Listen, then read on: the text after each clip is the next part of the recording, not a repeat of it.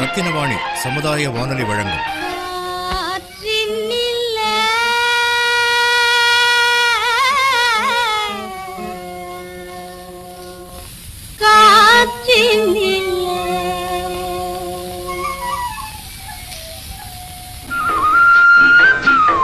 காற்றில் மிதந்து வரும் கணிதம்.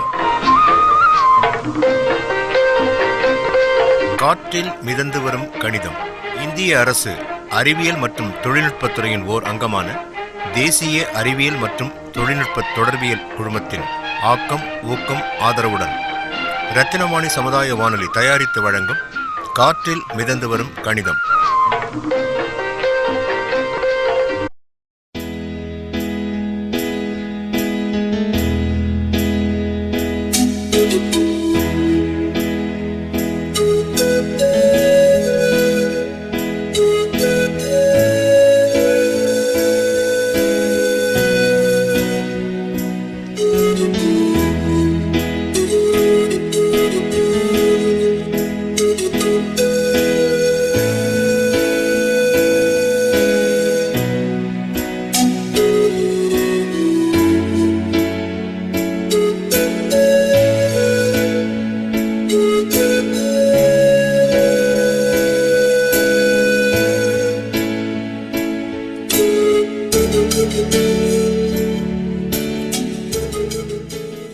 காற்றில் மிதந்து வரும் கணிதம் நிகழ்ச்சிக்காக இப்போ நாம சந்திக்கக்கூடிய நபர் கே கருப்புசாமி. இவர் சிட்கோவில் வேலை செஞ்சுட்டு இருக்காரு.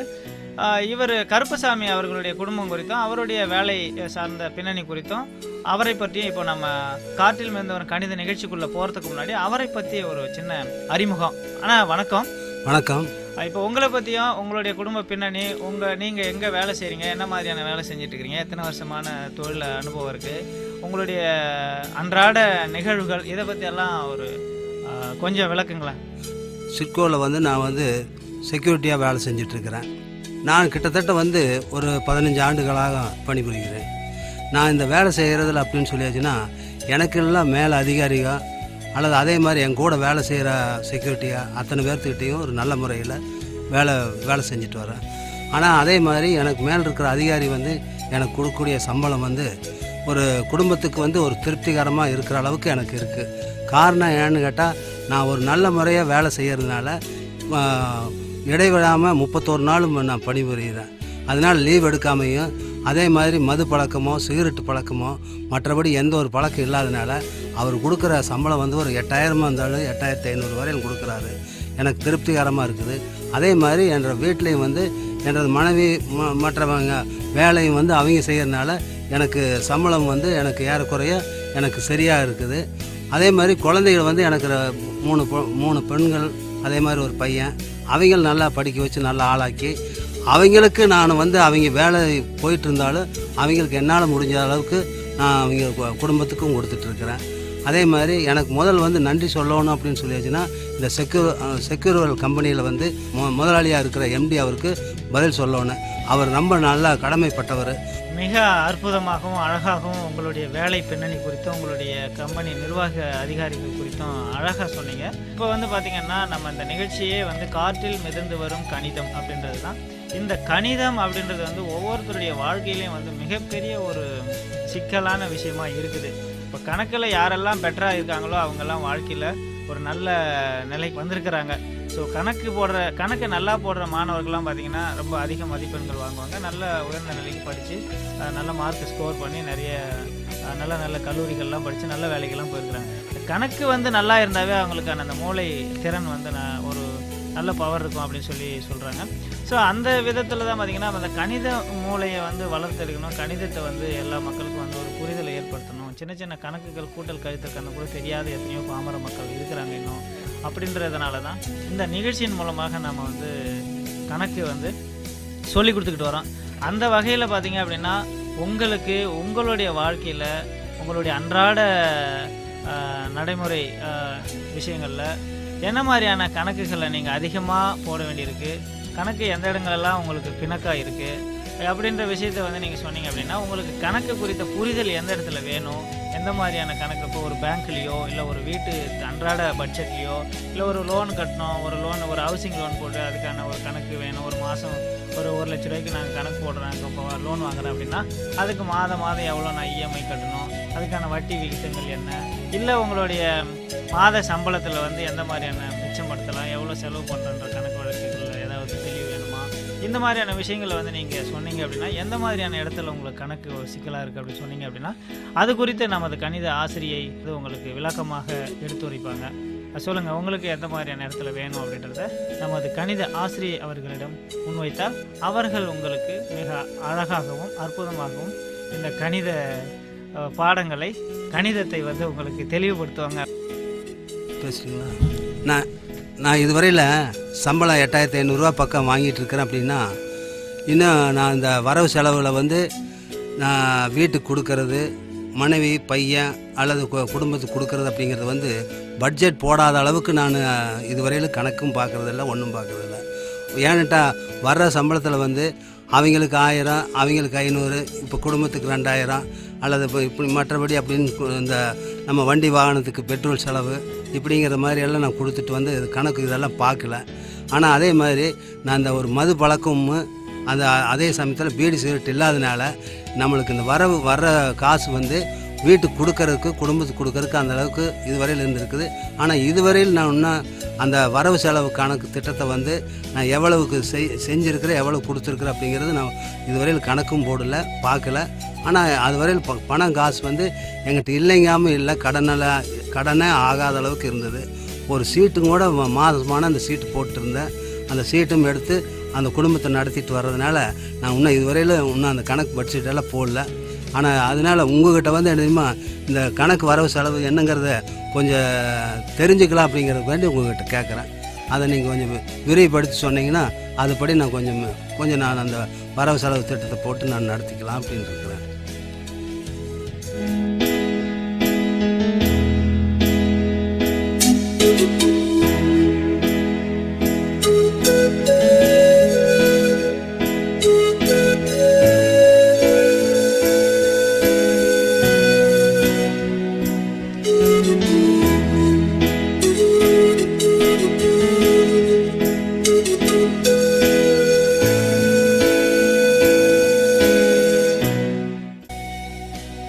வணக்கம் நேயர்களே, இன்னைக்கு நம்ம காற்றில் மிதந்து வரும் கணிதம் பகுதியில் ஒரு துருதுருவாக இருக்கிற ஒரு பர்சனாலிட்டி பார்த்தோம். அவரோட வாழ்க்கையை பற்றி ரொம்பவே அழகாக சொன்னார். நான் என்னோட வீட்டுக்கு இவ்வளோ சம்பளத்து கொடுப்பேன், எனக்கு மது பழக்கம் இல்லை அப்படின்னு அவரோட வாழ்க்கையை பற்றி ரொம்பவே அழகாக சொன்னார்.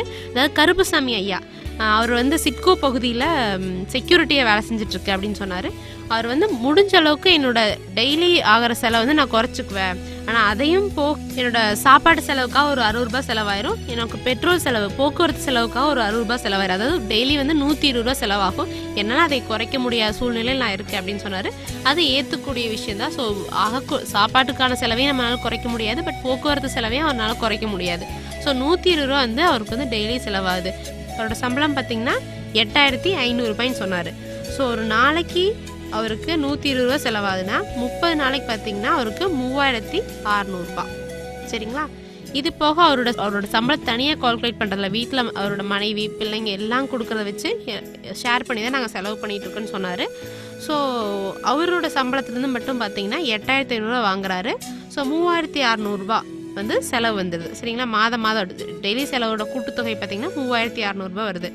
அவர் வாங்குகிற சம்பளம் பார்த்திங்கன்னா 8500 ரூபா. ஸோ 8500 கழிதல் ஒரு 3600 ரூபா போட்டோம்னா நமக்கு 4900 ரூபா கிடைக்குது. சரிங்களா? தோராயமாக நமக்கு மாதம் அவரோட கையில் 4900 ரூபா, 4500 ரூபாயிலிருந்து 4900 ரூபா வரைக்கும் அவரோட கையில் கிடைக்கும்.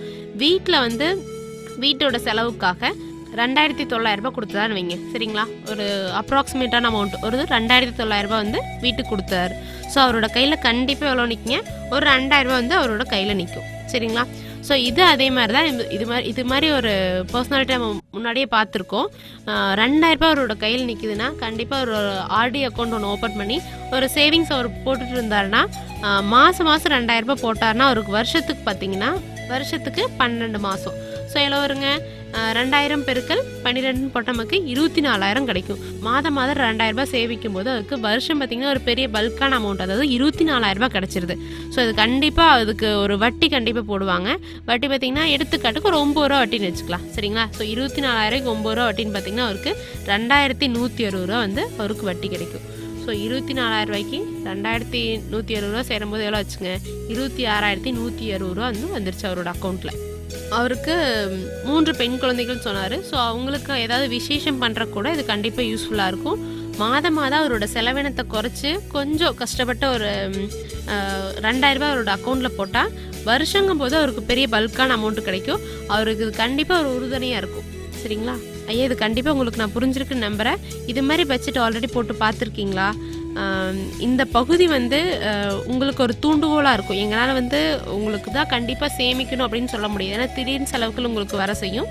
ஸோ கண்டிப்பாக என்னோட பட்ஜெட் நான் போட்டபடி கணக்குப்படி பார்த்தீங்கன்னா ஒரு 2,000 ரூபாய் வந்து உங்களோட அக்கௌண்ட்டில் சேவ் பண்ணலான்னு சொன்னேன். ஸோ இதை விட குறைந்த அமௌண்ட் நீங்கள் சேவ் பண்ணால் கூட உங்களுக்கு ஒரு யூஸ்ஃபுல்லாக இருக்கும், பின்னாடி கூட யூஸ்ஃபுல்லாக இருக்கும். ஆஃப்டர் உங்களோட குழந்தைங்களாம் மேரேஜ் பண்ணி வச்சா கூட உங்களுக்கு சப்போஸ் வேலைக்கு போக முடியாத சூழ்நிலையில் உங்களுக்கு கண்டிப்பாக இந்த அமௌண்ட் யூஸ்ஃபுல்லாக இருக்கும்.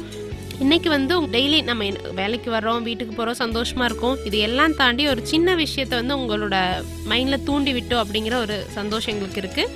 இது உங்களுக்கு மட்டும் இல்லை ஐயா, உங்களோட வாய்ஸ் கேட்டு இந்த எபிசோடு கேட்குற நிறைய நேயர்கள் வந்து இதை பற்றி யோசிப்பாங்க. கண்டிப்பாக நமக்கு ஒரு சேவிங் வேணும், தினசரி நமக்கு செலவுகள் கண்டிப்பாக இருக்கும். இந்த செலவுகளையும் தாண்டி நம்ம கண்டிப்பாக ஒரு அமௌண்ட் சேவ் பண்ணியே ஆகணும் அப்படிங்கிற ஒரு முயற்சி நீங்கள் எடுக்கணும் அப்படின்னு நாங்கள் நம்புகிறோம்.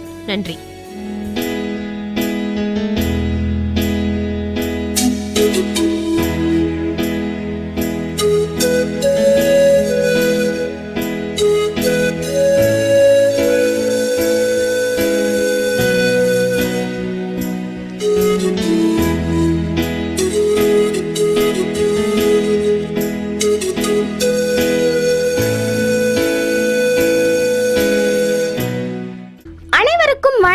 இன்னைக்கு காற்றில் மிதந்து வரும் கணிதம் பகுதியில் திரு கருப்புசாமி அவர்களை சந்திச்சோம். அவங்க பார்த்தீங்கன்னா ரொம்ப துருன்னு வேலை செஞ்சுட்டு இருந்தாரு. அவர்கிட்ட போய் உங்களுக்கு என்ன கணிதத்தில் வந்து டவுட் இருக்குங்க அப்படின்னு சொல்லி கேட்டோம்.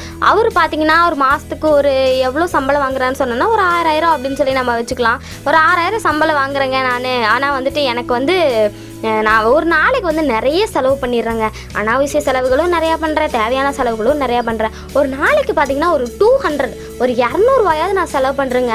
ஆனால் எப்படி செலவு பண்ணுறேன், எப்படி என் கையிலேருந்து காசு கரையுது அப்படிங்கிறதே தெரில அப்படின்னு சொன்னார். மோஸ்ட்லி எல்லோரும் பார்த்தோம்னா கையில் காசை வாங்குறேங்க, ஆனால் கையிலேருந்து காசு எப்படி கரையுதுன்னே தெரில அப்படின்னு சொல்லுவாங்க. அது மாதிரி தான் இன்றைக்கி வந்து அவர் சொல்லியிருந்தார், கையில் வந்து காசு கரையுதுங்க, எப்படி செலவு பண்ணுறேனே நான் தெரில, நான் எப்படி செலவு பண்ணுறேனே தெரில அப்படின்னு சொல்லியிருந்தார். அவருக்கு வந்து ஒரு நாளைக்கு நிறைய செலவு பண்ணுறாரு. நிறைய டீ குடிப்பாராமா, அப்புறம் வந்து பீடி குடிப்பேன் அப்படின்னு சொல்லியிருந்தாரு. அதுக்கப்புறம் பெட்ரோலு, பஸ்ஸுக்கு, இந்த மாதிரி எல்லாமே சேர்த்து ஒரு 200 ரூபாய் செலவு பண்ணுறேன் அப்படின்னு சொல்லியிருந்தாரு. அவர் வந்து நான் வந்து செலவு பண்ணுறது வந்து எனக்கு ரொம்ப கஷ்டமாக இருக்குங்க, நான் வந்து இப்படி செலவு பண்ணக்கூடாது, அதுக்கு ஏதாவது எனக்கு வந்துட்டு வழி சொல்லுங்கள் அப்படின்னு சொல்லி மேம் கிட்ட கேட்டிருந்தாங்க. அது மட்டும் இல்லாமல் எனக்கு குடும்ப பட்ஜெட்டில் வந்துட்டு நான் இப்படி செலவு பண்ணுறது வந்து எனக்கு இடிக்குது, எனக்கு சம்பளம் வந்து பத்த மாட்டேங்குது, நான் இந்த மாதிரி நிறையா செலவு பண்ணுறதுங்காட்டி அப்படின்னு சொல்லியிருந்தாரு. அதுக்கு வந்து நம்ம கணித ஆசிரியர் வந்து ரொம்ப அழகான விளக்கத்தெல்லாம் கொடுத்தாங்க. இப்போ குடும்ப பட்ஜெட் அப்படிங்கிறது வந்து நம்ம எல்லாருக்குமே வந்து ரொம்ப முக்கியமான ஒன்றுங்க. ஒரு சின்ன பிள்ளையாக இருந்தாலும் வந்துட்டு நம்ம குடும்பத்தில் வந்து அப்பா இவ்வளோ சம்பளம் வாங்குறாரு, நம்ம வந்துட்டு வந்து ஒரு சின்ன சாக்லேட் வாங்கினாலும் அதை வந்து நம்ம நோட் பண்ணி வச்சுக்கணும். நான் ஒரு நாளைக்கு வந்துட்டு அதிகமாக சாக்லேட் சாப்பிடக்கூடாதுன்னு சொல்லுவாங்க, ஒரு நாளைக்கு இவ்வளோ சாக்லேட் தான் சாப்பிடணும் அப்படின்னு சொல்லுவாங்க. நம்ம நிறைய நம்ம வாட்டுக்கு வந்து கடையில் போய் சாக்லேட்டாக வாங்கி சாப்பிட்டோம்னா அதுவுமே ஒரு குடும்ப பட்ஜெட்டில் வந்து கடைசி இடிக்குங்க. மாதம் வரும்போது ஒரு 200 ரூபாய்க்கு நீ இந்த மாதம் சாக்லேட் வாங்கி சாப்பிட்ருக்க அப்படின்னா 200 ரூபா நமக்கு என்னது, நஷ்டம் தானே. அப்பப்போ நமக்கு தோணும் போது எப்பயாச்சும் வந்து சாக்லேட் சாப்பிடலாம், அதுவே வந்து நிறைய சாப்பிடக்கூடாது. அதுவே குடும்ப பட்ஜெட்லேயே அது வந்து இடிக்கும் இல்லைங்களா. ஒரு குழந்தையாக இருக்கட்டும், முதியவர்களாக இருக்கட்டும், யாராக இருந்தாலும் குடும்ப பட்ஜெட்டில் வந்துட்டு அவங்களுக்கும் ஒரு பங்கு இருக்குது. குடும்ப பட்ஜெட் அப்படிங்கிறது பார்த்திங்கன்னா மாத வாடகை, அப்புறம் ஸ்கூல் ஃபீஸு, இடையில நம்ம ஹாஸ்பிட்டல் போகிற செலவு, பஸ்ஸு, அப்புறம் பார்த்தோம்னா இது கரண்ட்டு பில்லு, கேபிளு, தண்ணி, எல்லாத்துக்குமே சேர்த்து எல்லாமே கால்குலேட் பண்ணி வர்றதா வந்து குடும்ப பட்ஜெட். குடும்ப பட்ஜெட் போட்டு எப்பவுமே வந்து நம்ம செலவு பண்ணுங்க. குடும்ப பட்ஜெட் அப்படிங்கிறது அப்படிங்கிறது நம்ம எல்லாருக்குமே கண்டிப்பாக தெரிஞ்சு வச்சுக்க வேண்டியது ஒன்று. நம்ம எல்லாருமே வந்து கண்டிப்பாக ஃபாலோ பண்ண வேண்டிய ஒரு விஷயம். குடும்ப பட்ஜெட் வந்து நம்ம எல்லாருமே போட்டு செலவு பண்ணணும். அதாவது நம்ம எல்லாருமே போட்டு அதுபடி நடந்தோம் அப்படின்னா தான் வந்து நமக்கு வந்து கண்டிப்பாக ஒரு நல்ல, அதாவது வந்து நம்ம சம்பளத்துக்குள்ளே நம்ம எப்படி செலவு பண்ணலாம் அப்படிங்கிறத வந்து தெரிஞ்சுக்கணும் அப்படின்னா நம்ம குடும்ப பட்ஜெட் போடணும். இப்போ குடும்ப பட்ஜெட் போட்டால் தான், நான் ஒரு 5000 ரூபா சம்பளம் வாங்குறேன் அப்படின்னா குடும்ப பட்ஜெட் போட்டு பார்க்கணும். 1000 ரூபா இதுக்கு, வாடகைக்கு 1000 ரூபா, இதுக்கு 1000 ரூபா அப்படின்னு சொல்லி போட்டு பார்க்கும்போது ஒரு 4000 ரூபா குடும்ப பட்ஜெட் எல்லாத்தையும் வருது அப்படின்னா எல்லாத்தையும் கூட்டி பார்க்கணும். மொத்தமாக போடும்போது ஒரு 4000 ரூபா வருது அப்படின்னா ஓகே, இந்த மாதம் வந்து குடும்ப பட்ஜெட் வந்து ஒரு 4000 ரூபா வருது. ஓகே, மீதி வந்து நமக்கு ஒரு 1000 ரூபா இருக்குது அப்படின்னா நம்ம அதை வந்து எந்த விஷயத்தில் வந்துட்டு இது பண்ணலாம், அதை எப்படி சேவ் பண்ணலாம் அப்படின்னு சொல்லி நம்ம பார்க்கும்போது, நான் ஒரு 5000 ரூபா வாங்குறேன், 4000 ரூபா எனக்கு குடும்ப பட்ஜெட் அப்படின்னா ஒரு 1000 ரூபா மாதம் எனக்கு மிச்சமாகுது அப்படின்னா அதை வந்து நம்ம ஒரு அக்கௌண்ட்டில் போடலாம். இப்போ அக்கௌண்ட்டில் பார்த்தீங்கன்னா 3 அக்கௌண்ட் இருக்குது. எஸ்பி அக்கௌண்ட் இருக்குது, ஆர்டி அக்கௌண்ட் இருக்குது, அப்புறம் வந்து டெபாசிட் அக்கௌண்ட் இருக்குது. டெபாசிட் அப்படிங்கிறது பார்த்தோம்னா ஒரு ஃபுல்லாக ஒரு அமௌண்ட்டு, பல்காக ஒரு அமௌண்ட்டை வந்து நம்ம போட்டால் அதுக்கு வந்துட்டு வட்டி போடுற மாதிரி ஒரு அக்கௌண்ட்டாக வந்து டெபாசிட் அக்கௌண்ட். அதில் வந்து ஒரு பல்காக ஒரு அமௌண்ட் போடுவோம். ஒரு 50,000, 1,00,000 அந்த மாதிரி வந்து ஒரு பல்காக அமௌண்ட்டு போட்டு அதுக்கு வந்து அவங்க வச்சுருப்பாங்க, இவ்வளோ வட்டி அப்படின்னு சொல்லி வச்சுருப்பாங்க. அது வந்து மாதம் நமக்கு வந்துகிட்டே இருக்கும். அது வந்து ஒரு 2 வருஷமோ எவ்வளோ வருஷமோ நம்ம கழிச்சு எடுக்கும்போது அந்த வட்டியெல்லாம் சேர்த்து அசல் கூட சேர்த்து நமக்கு வந்து வரும். அது வந்து டெபாசிட்டு. இப்போ வந்து எஸ்பி அக்கௌண்ட் அப்படிங்கிறது வந்து நம்ம டெய்லி டிரான்சாக்ஷன், நம்ம எப்போ வேணால் போட்டுக்கலாம், எவ்வளோ வேணால் போட்டுக்கலாம், எவ்வளோ வேணால் எடுத்துக்கலாம். அந்த மாதிரி வந்து எஸ்பி அக்கௌண்ட் நம்ம எப்போ வேணாலும் போட்டுக்கலாம். அதுக்கு வந்து பார்த்தோம்னா இப்போ நம்ம ஒரு மாதத்துக்கு எவ்வளோ டிரான்சாக்ஷன் பண்ணுறோமோ அதை வந்து அந்த 1000 ரூபா போட்டிருக்கோம், அது வந்து எவ்வளோ தடவை டிரான்சாக்ஷன் பண்ணுறோமோ அந்த 3 தடவை டிரான்சாக்ஷன் பண்ணியிருக்கேன் அந்த மாதத்தில் அப்படின்னா 3 நாளாக டிவைட் பண்ணி அதுதான் வந்து அவங்களோட வட்டி. அந்த வட்டி சேர்த்து அவங்க வந்து போடுவாங்க. அது வந்து என்னது எஸ்பி அக்கௌண்ட்டு. இவருக்கு பார்த்திங்கன்னா மாதம் ஒரு 1000 ரூபா மிஞ்சுது அப்படின்னு சொல்லி நம்ம வச்சுக்கிட்டோம்னா மாதம் கண்டிப்பாக ஒரு 1000 ரூபா வந்து நான் எடுத்து வச்சுருவேங்க. எனக்கு கண்டிப்பாக ஒரு 1000 ரூபா மிஞ்சும் அப்படின்னா நம்ம ஆர்டி அக்கௌண்ட் வந்து ஓப்பன் பண்ணிக்கலாம். இப்போ வந்து ஆர்டி அக்கௌண்ட் அப்படிங்கிறது வந்து என்னென்னு பார்த்தீங்கன்னா ஒரு மாதம் வந்துட்டு இவ்வளோ தொகை நான் போட்டுருவேன் அப்படிங்கிறது வந்துட்டு ஆர்டி அக்கௌண்ட். கண்டிப்பாக நம்ம போட்டு தான் ஆகணும், நம்ம மிஸ் பண்ணவே முடியாது. அது மட்டும் இல்லாமல் அதிகமாகவும் போட முடியாது, கம்மியாகவும் போட முடியாது. 1050 ரூபா, 1500 ரூபா அப்படி நம்ம போட முடியாது. அதுவே 950 ரூபா தான் எங்கிட்ட இருக்குது அப்படின்னாலும் அப்படி நம்ம போட முடியாது. மாதம் கண்டிப்பாக 1000 ரூபா போட்டுக்கணும். முதல்ல நம்ம வர 500 ரூபா தான் என்னால் மாதம் போட முடியும் அப்படின்னா 500 ரூபா மாதம் போடணுங்க. அதுக்கு வந்து மேக்ஸிமமாக ஒரு 9% வந்து வட்டி வச்சுருப்பாங்க ஆர்டி அக்கௌண்ட்டில். மேக்ஸிமம் ஒரு எல்லா பேங்க்லேயும் வந்து 9% வட்டி வந்து வச்சுருக்காங்க. இப்போ வந்து ஆர்டி அக்கௌண்ட்டில் வந்து நம்ம போடும்போது மாதம் ஒரு 1000 ரூபா போட்டோம் அப்படின்னா அந்த 1000 ரூபா கூட இந்த 9% வட்டி வந்து வரும். அந்த வட்டி வந்து அந்த அசல் கூட சேர்த்து எவ்வளோ வருமோ கடைசியில் ஒரு 2 வருஷத்துக்கு அந்த மாதிரி எவ்வளோ வருஷம் வேணுமோ அவ்வளோ வருஷம் போடுவாங்க. 2 வருஷத்துக்கு போடும்போது 1000 ரூபா நம்ம 2 வருஷத்துக்கு கட்டிகிட்டே வருவோம். அப்புறம் அந்த 9% வட்டியும் சேர்ந்து அந்த அசல் கூட சேர்ந்து கடைசியில் வரும்போது நம்ம போட்ட தொகையை விட நம்மளுக்கு அதிகமான தொகை வரும். நமக்கு வந்து இது வந்து ரொம்பவே யூஸ்ஃபுல்லாக இருக்கும். ஒரு 2 வருஷத்தில் வந்து ஏதோ ஒரு விஷயம், நான் ஒரு நல்ல விஷயம் வந்து வீட்டில் பண்ண போகிறேங்க, வீடு கட்ட போகிறேன், அதுக்கு வந்து எனக்கு ஒரு பல்காக ஒரு அமௌண்ட் வேணும் அப்படின்னு சொல்லிட்டு நம்ம கொஞ்சம் கொஞ்சமாக சேர்த்து வைக்கணும் அப்படின்னா நம்ம இந்த ஆர்டி அக்கௌண்ட் வந்து யூஸ் பண்ணிக்கலாம். இப்போ இவருக்கு பார்த்தீங்கன்னா, அதாவது கருப்புசாமிக்கு பார்த்தோம்னா மாதம் வந்து எப்படியாவது ஒரு 1000 ரூபா மிச்சமாகுதுங்க அப்படின்னாலும் அதை வந்து என்ன பண்ணுவோம்னா 1000 ரூபா போட்டே வந்தீங்கன்னா ஒரு 2 வருஷத்தில் எவ்வளோ வருஷம் வேணாலும் போட்டுக்கலாம். அந்த 2 வருஷத்தில் வந்து நமக்கு ஒரு பல்காக ஒரு அமௌண்ட் கிடைக்கும். அதை வச்சு வந்து இப்போ வந்து பார்த்தோம்னா ஒரு கம்பெனியில் வந்து வேலை செஞ்சுட்ருக்காரு. அப்போ ஒரு பல்காக அமௌண்ட் அவருக்கு கிடைக்கும் போது அவர் என்ன பண்ணலாம், அவரே வந்து ஒரு கம்பெனி வைக்கிற மாதிரி கூட ஐடியாஸ் வந்து பண்ண முடியும். அவரே ஒரு கம்பெனி வச்சு ஒரு 4 பேருக்கு வேலை கொடுக்குற மாதிரி வந்து பண்ணலாம். ஏன்னு பார்த்தீங்கன்னா ஒரு மாதம் இவ்வளோ அமௌண்ட் நம்ம போடும்போது அது வந்து ஒரு பல்காக அமௌண்ட் கிடச்சுன்னா அதை வச்சு நம்ம என்ன வேணால் பண்ணலாம் இல்லைங்களா. நிறைய விஷயத்துக்கு அதை யூஸ் பண்ணலாம். அவர் வந்து ஒரு கம்பெனி வைக்கலாம், அது 4 பேர் வேலை வச்சு அவர் முதலாளியாக கூட ஆகலாம். இந்த மாதிரி நம்ம சேவிங்ஸ் பண்ணும்போது தான், அதாவது மொத்தமாக நம்ம வந்து இப்போ ஒரு பெரிய அமௌண்ட் நம்ம போடுறது அப்படிங்கிறது நமக்கு கொஞ்சம் கஷ்டமான விஷயம். சீட்டு போட்டு அதுலேருந்து அமௌண்ட் எடுத்து நம்ம வந்து பேங்க்கில் டெபாசிட் பண்ணோம்னா அது வந்து நம்ம கரெக்டாக இருக்கும். பட் நம்ம வந்து மாதம் இவ்வளோதாங்க என்னால் பண்ண முடியும், நம்ம வந்து ஒரு சாதாரண ஃபேமிலியாக அப்படின்னு சொல்லி நினச்சோம்னா, அப்படின்னு சொல்லி நம்ம இருக்கும்போது, நம்ம ஒரு சாதாரண ஃபேமிலியாக இருக்கும்போது மாதம் என்னால் 1000 ரூபா போட முடியும் அப்படின்னா ஆர்டி அக்கௌண்ட் வந்து நம்ம யூஸ் பண்ணோம் அப்படின்னு வச்சிங்கன்னா 1000 ரூபா போடும்போது அதுக்கு வந்து கடைசியில் 2 வருஷத்துல இவ்வளோ அமௌண்ட் வந்து வரும். அதே மாதிரி தான் வந்து கருப்புசாமி அவருக்கு இதில் வந்து டவுட்டாக இருந்துச்சு, நான் வந்து டெய்லியும் செலவு பண்ணுறேன் அப்படின்னு சொல்லிட்டு. அவரோட செலவுகள்லாம் தேவையில்லாத செலவுகளெல்லாம் வந்துட்டு குடும்ப பட்ஜெட் போடும்போது அவரால் வந்து கண்டுபிடிக்க முடியும். ஓ, இந்த விஷயத்தில் வந்து நான் தேவையில்லாமல் செலவு பண்ணியிருக்கேன், இந்த விஷயத்தில் வந்து நான் தேவையில்லாமல் செலவு பண்ணியிருக்கேன், அப்போ இந்த விஷயத்தை இந்த மாதத்துலேருந்து நம்ம வந்து செய்யக்கூடாது. இப்போ வந்து பீடி குடிக்கிறாரு அப்படின்னா அது தேவையில்லாத செலவு நான் பண்ணியிருக்கேன், இதை வந்து இந்த மாதத்துலேருந்து நான் வந்து பீடி குடிக்க மாட்டேன் அப்படின்னு சொல்லி வச்சாருன்னா அது ஒரு டெய்லி ஒரு 10 ரூபாய்க்கு பீடி வாங்குறாரா, அந்த 10 ரூபா கிளவும். அப்போ 30 நாளைக்கு எவ்வளோ கிளம்பும், 300 ரூபா நமக்கு வந்து மிச்சமாகும். 10 ரூபா வந்து கம்மியாகும். அப்போ 30 நாளைக்கு வந்து நமக்கு என்ன ஆகும், 300 ரூபா நமக்கு வந்து லாபம் வரும். அப்போ நஷ்டத்துலேருந்து 300 ரூபா நமக்கு லாபம் வந்துருச்சு. அதை வந்து நம்ம என்ன பண்ணலாம், வேறு ஏதாவது செலவுகளில் வந்துட்டு நம்ம யூஸ் பண்ணிக்கலாம். தேவையான செலவுகள் வேறு ஏதாவதுல நம்ம குழந்தைங்களுக்கு வந்துட்டு ஏதாவது வாங்கி கொடுக்கறது, அப்புறம் குழந்தைங்க புக்ஸு அது இதுன்னு இப்போ நிறைய செலவு வரும் குழந்தைங்களுக்கு, அதெல்லாத்துலேயே வந்து நம்ம யூஸ் பண்ணிக்கலாம். அது மட்டும் இல்லாமல் டீ குடிக்கிறது இந்த மாதிரி அது அவருக்கு எதெல்லாம் தேவையில்லை அப்படின்னு சொல்லி தோணுதோ அதெல்லாம் குடும்ப பட்ஜெட் போட்டு பார்க்கும்போது அவர் கண்டுபிடிக்க முடியும். டெய்லி ஒரு நோட்டு கூட நம்ம வச்சுக்கலாம். நோட்டு வச்சுட்டு நான் இப்போ இந்த செலவு பண்ணேன், இப்போ டீ குடிக்கிறதுக்கு இவ்வளோ செலவு பண்ணேன், பீடி வாங்க இவ்வளோ செலவு பண்ணேன், அதே மாதிரி பஸ் ஃபேர் இவ்வளோ, பெட்ரோல் அலவன்ஸ் வந்து இவ்வளோ அப்படின்னு சொல்லி நம்ம எழுதி வைக்கும் போது ஒரு நாளைக்கு நைட்டு வந்து பார்க்கும்போது இன்றைக்கி வந்து நான் இவ்வளோ செலவு பண்ணியிருக்கேன், இதை நாளைக்கு வந்து எப்படி குறைச்சிக்கலாம் அப்படிங்கிறது வந்து அவர் இன்றைக்கி நைட்டு வந்து கண்டுபிடிச்சிடலாம்.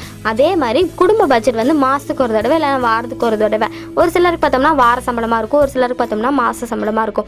அப்படியே அவங்க வார சம்பளமோ மாதமோ எப்படியோ ஒன்று அவர் நோட்டு போட்டு குடும்ப பட்ஜெட் அப்படின்னு சொல்லி என்னென்னலாம் செலவுகள் இருக்குது அப்படின்னு சொல்லி எழுதி வச்சுட்டு இந்த மாதம் இவ்வளோ செலவு பண்ணியிருக்கோம், இந்த மாதம் எவ்வளோ வரவு வந்திருக்கு, இந்த மாதம் எவ்வளோ செலவு பண்ணியிருக்கோம், எவ்வளோ சேவிங்ஸை எடுத்து வச்சுருக்கோம் அப்படின்னு சொல்லி எல்லாம் கணக்கு போட்டு பார்க்குறதுக்கு குடும்ப பட்ஜெட் அப்படிங்கிறது வந்து நம்ம எல்லாருக்குமே வந்து தெரிஞ்சிருக்க வேண்டிய ஒன்று.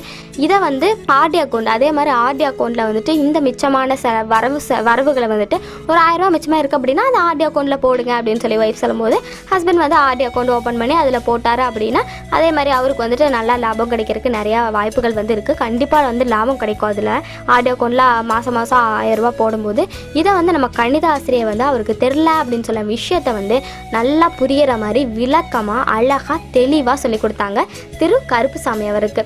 இது வந்து கருப்புசாமி அவர்களுக்கு மட்டும் இல்லைங்க, இதை கேட்டுட்டு இருக்கவங்க எல்லாருக்குமே வந்து இது ரொம்பவே வாழ்க்கையில் யூஸ்ஃபுல்லாக இருக்கும் அப்படின்னு சொல்லி நம்புகிறேன். மீண்டும் சந்திப்போம். நன்றி.